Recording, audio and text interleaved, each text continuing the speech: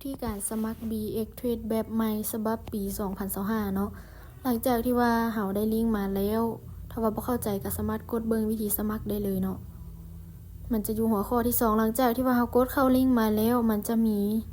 ห้องหรือว่าหน้าตาแบบนี้ให้เฮากรอกข้อมูลใส่เนาะห้องทำอิฐเฮาจะใส่เป็นชื่อลิ้นเนาะต้องเป็นภาษาอังกฤษและต้องมี6ตัวพร้อมด้วยตัวเลขเนาะต่อมาก็คือเฮาจะใส่เป็น Gmail ของเฮาเนาะ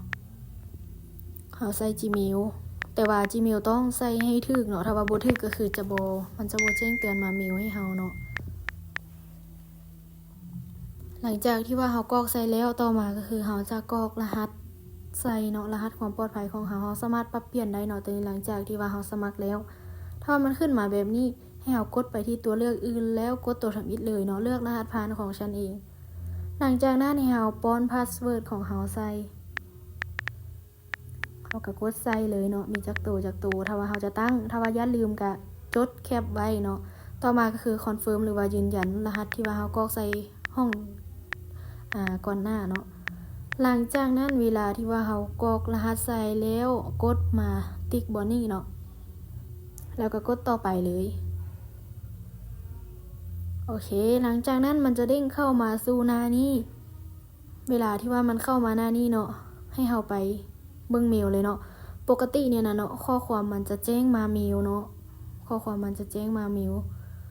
แต่ว่าเฮาไปเบิ่งอยู่ที่ทางขยะก็บ่มีเนาะจดหมายขยะก็บ่มีแล้วเฮาจะมีวิธีแก้ไขแนวใดเนาะก็คือมันจะปรับปรุงหรือว่าอัปเดตใหม่นั้นก็คือเฮาจะได้มากดไปที่ล็อกอินเนาะหลังจากที่ว่าเฮากดคอนเฟิร์มข้อมูลใส่เรียบร้อยแล้วเฮาก็กดเมลที่ว่าเฮากรอกใส่เมื่อกี้นี่ก่อนเลยเนาะใส่ให้ถูกเนาะโอเค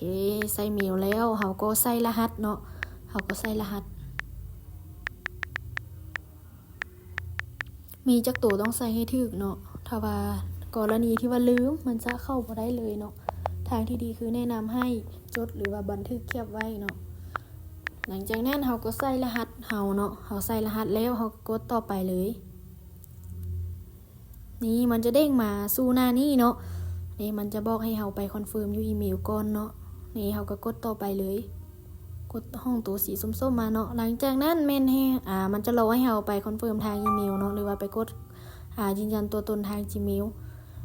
เนาะหลังจากที่ว่าเฮากดเข้ามาข้อความมันก็จะขึ้นมาแบบนี้เนาะเฮาก็ไปกดเลยเนาะกดตัวสีส้มนี่เนาะกดตัวนี้กดเข้าไปเลย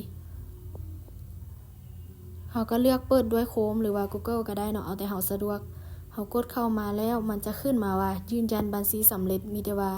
เข้ามานี่แสดงว่าเฮาได้สมัครบัญชีสำเร็จแล้วเนาะมีแต่ว่าเฮานั้นบันทึกรหัสผ่านไว้ให้ดีเนาะถ้าว่าเฮาจะเข้าเทศหรือว่าศึกษา